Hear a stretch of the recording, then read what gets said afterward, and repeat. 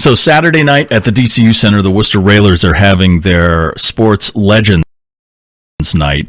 There'll be some legends there, all from Worcester, and that includes José Antonio Rivera. Now, before I start asking the questions, Jose, I'm gonna set you up here. Okay. Jose grew up in Worcester, a former WBA welterweight and super welterweight champion. Also became the Massachusetts state champion twice, the USBA Regional Champion, the IBO World Champion, and the NABA Champion. I think this qualifies as a sports legend. I don't know. What do you think about that? I mean, do you feel uncomfortable when people call you a legend with all these accomplishments?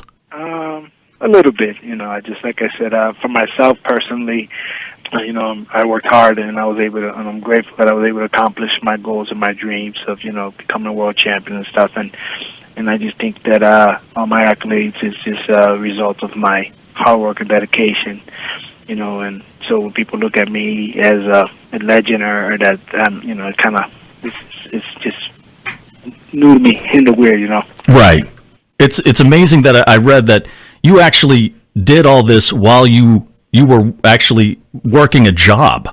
Like you took vacation days, and sick days and stuff. You used those days to train and to compete. And that's been the whole time. Has that been the whole time you've been boxing? Pretty much. I worked at a sub shop restaurant when I started my pro career, and then I worked at the time. My manager had me do like odd and end jobs, maybe like for a couple years of my career, and then in 2001, right before my career took off, is when I started working for the state as a associate court officer.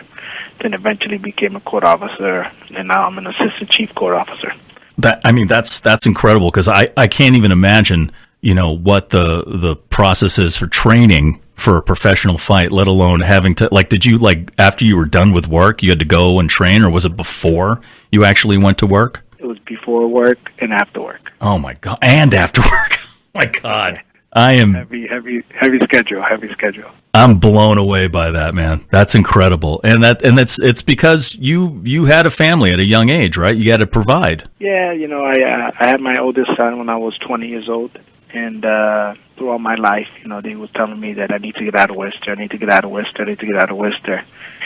I didn't see it that way. I had a good team, Carlos Garcia, and we trained hard. I just felt like it's going to have to come from me, not from where I live or where I'm located or stuff like that. It's up to me to make it happen. Growing up in Worcester, though, is there some way that contributed to maybe your decision to become a professional boxer? Is there some way that growing up in Worcester influenced that decision, or maybe taught you something that you were able to carry on into the ring? Well, the reason I moved to Worcester, when I was 16 years old, and I lived on my own. And the reason I moved to Worcester was because I had learned about the Boys and Girls Club, and they got Boys and Girls Club and the boxing program that they had we call it the Dungeon there, and they got Boys and Girls Club. I used to visit my sisters and my younger brother. So my mom passed away when I was 10, so we were all separated, the five of us. And I was living in Springfield, and I used to come to Worcester to visit my grandfather. My grandparents also lived in Worcester and stuff like that. My uncles live in Worcester. And then my sister, on one of my visits, had told me, I was 15 at the time, had shown me a newspaper article, because I had just started boxing in Springfield. And I made one of my visits to come to Worcester just to meet with Carlos at the Boys and Girls Club, and because I wanted him to train me and work with me. I was just blown away by his work ethic with the kids and how he travels with them all over the country. And I wanted that opportunity, and I just felt like moving to Worcester was going to give me the best opportunity to pursue my dream of becoming a world champion.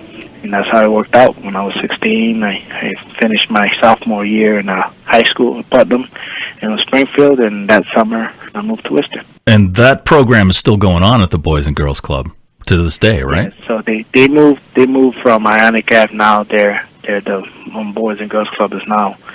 And they have a new Boys and Girls Club and a new boxing program. Carlos recently just retired, but okay. The boxing program is still alive and well there at the Boys and Girls Club. When you said you started when you were younger, when you were what, like 14, 13, 14?